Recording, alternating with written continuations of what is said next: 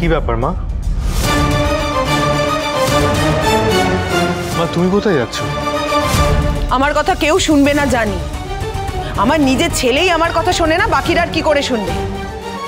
মা, বউ ভাত হোক, নতুন বউকে নিয়ে আনন্দ করে ভাত কাপড়ের অনুষ্ঠান হোক। আমি বেরিয়ে যাচ্ছি এই বাড়ি থেকে, কারণ আমি চাই না বউ ভাত হোক। আমি এই বিয়েটাই চাই না। এই মেয়েটাকে নিয়ে কোনো আনন্দ অনুষ্ঠান হোক সেটাও চাই না। কিন্তু আমার কথা কে শুনছে? কেউ শুনবে না, তাই আমি এই বাড়িতেই থাকবো না। রানা, আমাকে নিয়ে চল, আমি এক্ষুনি বেরিয়ে যাবো বাড়ি থেকে। নিয়ে চল আমাকে। প্লিজ তুমি যেও না, আমি তোমার কাছে হাত জোড় করছি, প্লিজ যেও না। আমায় ঘিরে এ বাড়িতে কোনো আনন্দ অনুষ্ঠান হবে না। প্যাঁচাটা নেই বড় মা, থাক, এসব রিচুয়ালসের কোনো দরকার নেই। আন্টি যদি এখান থেকে চলে যায় তাহলে সেই অনুষ্ঠান কি আনন্দের হবে?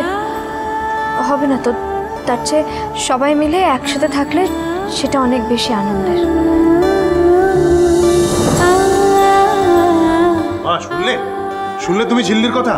আমি বলছি, ঝিল্লি আমাদের এই তেঁতুল পাতাকে একেবারে বেঁধে রাখবে, তুমি দেখে নিও। ঝিল্লি ঠিকই বলেছে ঠাম্মি, এখন এসব আনন্দ অনুষ্ঠানের কোনো দরকার নেই। এমনিও আমি অফিসে যাচ্ছিলাম, আর তাছাড়া তেঁতুল পাতাতে সবাই আনন্দ মজা করে একসাথে থাকে, সেখানে দাঁড়িয়ে যখন আমি এতগুলো মানুষকে ডিসঅ্যাপয়েন্ট করেছি তখন আমার মনে হয় না এসবের কোনো দরকার আছে। আচ্ছা, তাহলে বউ ভাত হবে না? না, আসুন রিজুকে বলে দিস যেন তাড়াতাড়ি অফিসে চলে আসে। আমাকে অফিসে নামাতে পারবি নাকি এখন তাতেও তোর আপত্তি আছে? মা, ঘরে যাও প্লিজ, প্লিজ। দাঁড়াও দাদু ভাই, তোমার মা জুলুম করে বউ ভাতের অনুষ্ঠানকে আটকাতে পারে, কিন্তু ভাত কাপড়ের অনুষ্ঠানকে তো আটকাতে পারে না। এটা একটা রীতি নিয়ম, তাছাড়া এটা সংসারের কল্যাণ অকল্যাণ দেখে। আমি বুঝতে পারছি না, এই হঠাৎ করে ঘাড়ে চেপে বসা মেয়েটার দায়িত্ব তো অলরেডি ঋষি নিয়ে রেখেছে, আবার লোক জানিয়ে ঘটা করে চারটে অনুষ্ঠান করে দায়িত্ব নিতে হবে, কারণ তো এটাই বুঝতে পারছি না। হ্যাঁ সেই তো। চুপ, সবাই চুপ করো, এত কথা আমি শুনতে চাইনি।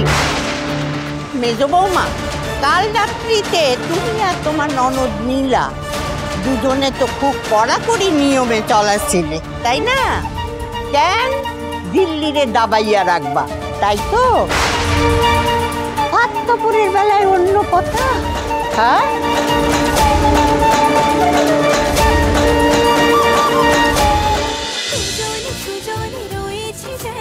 তেঁতুল পাতা সোম থেকে রবি প্রতিদিন সন্ধ্যে ৬টায় স্টার জলসায় ও ডিজনি প্লাস হটস্টারে।